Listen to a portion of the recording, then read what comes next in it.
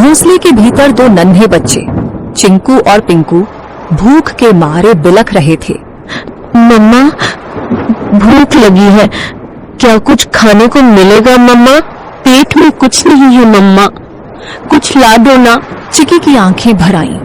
हे भगवान, मैं क्या करूं? कैसे बताऊं कि बारिश शुरू हो गई है, लेकिन मेरे बच्चों का रोना मुझसे देखा नहीं जाता। भीगूंगी, गिरूंगी, चाहे जो हो, लेकिन उन्हें भूखा नहीं देख सकती। रुको मेरे लाल, मम्मा कुछ ले आएगी, चाहे जान ही क्यों ना चली जाए। परंतु एक बात याद रखना, जब तक मैं नहीं आऊं, घोंसले में से बाहर भी मत देखना। हाँ, बाहर भी मत निकलना, समझ गए ना? अब इन दो बच्चों की माँ घर पर नहीं थी और बच्चे घोंसले में अकेले थे। उनके लिए यह पहली बारिश थी जो उन्हें किसी अजूबे से कम नहीं लग रही थी।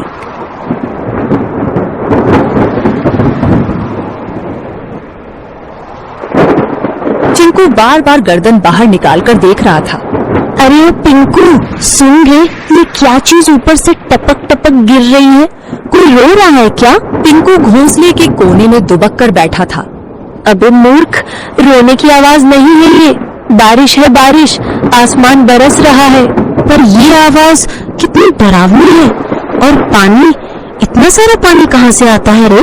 मत देख बाहर, मम्मा ने कहा था बिजली चमकी तो घोंसले समेत भस्म हो जाओगे। चिंकू सहम गया। हवा के साथ पानी की बौछारें घोंसले तक पहुंचने लगी थी। दोनों भीगने लगे। मम्मा कब आएगी पिंकू?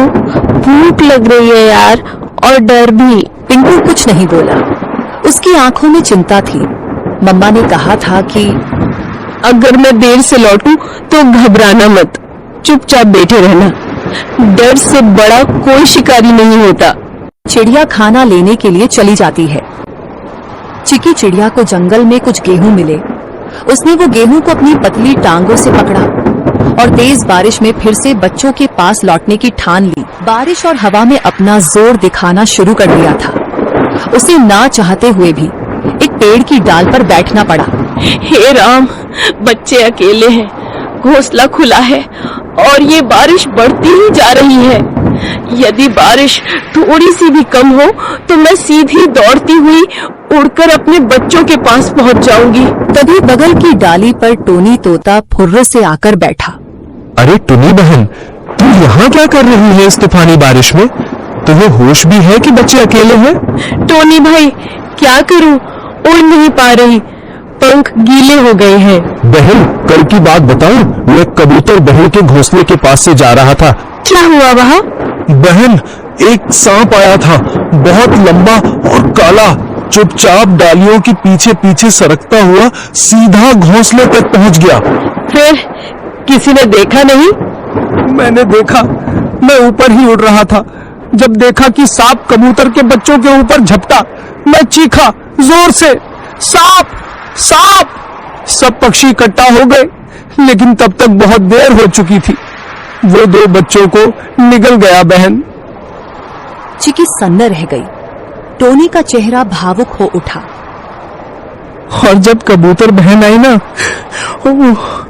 वो तो जैसे पगला गई थी। अपने घोंसले के पास आई तो देखा कि एक बच्चा खून से लथपथ पड़ा है और दो तो दिख ही नहीं रहे थे। वो बार बार पुकार रही थी, मेरे बच्चे, मेरे लाल, कहाँ चले गए तुम? उसके आंसू रुक ही नहीं रहे थे।